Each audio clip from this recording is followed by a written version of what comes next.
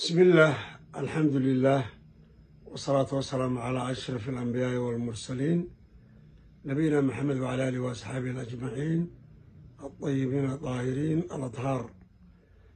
أولا السلام عليكم ورحمة الله تعالى وبركاته. لما أمد هذا مالي شكته والسلام يا الله يدين الأوراق الله يدين حفتيو ما أنت تحير وقبية وأبوان من أبوان هوري أتريي ayaan rabaa inaan wax yar ka soo xuso. waxaan ugu soo celinayaa dhibku maalinkii abwaankaas ku hadlayay maantana way joogtaa. markaa sida tare u dhacaysaa hooyaalay hooyaalay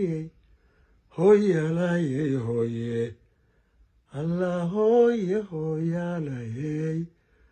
hooyaalay hooye ummadan iyadu keensanin kibirku afaynin ilaaqay kadeediyo ma bado keenan oo kala cudurkii kala loo cunaa dawaka ninkeede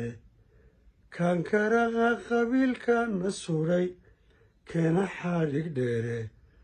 kolkaasay karaamadi luntiyo kalin dowliyaye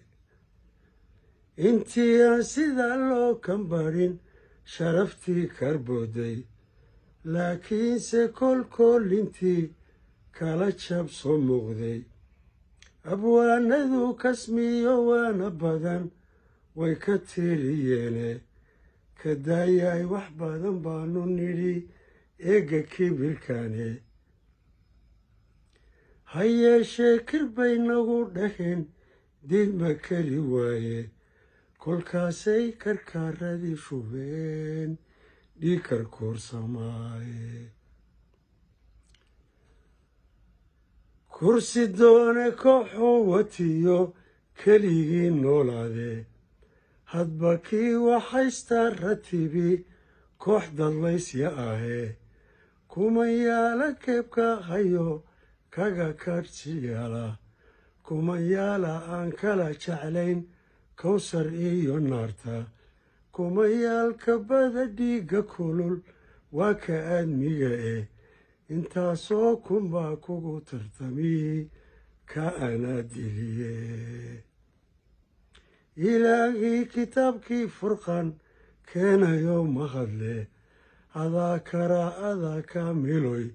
kugu adkanayne koonkiyo makhluuqaba adaa umay kaligaye ka shalaytadoodiyo jab iyo wixii kadeed gaadhay bal inay kol kala duul noqdaan kabaya dhuxooda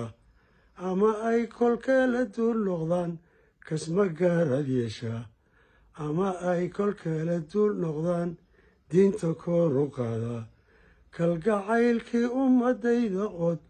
meel isugu keento yaan ilaahii kurbada faydayow ka baryahayaye amiin war amiin dhaha.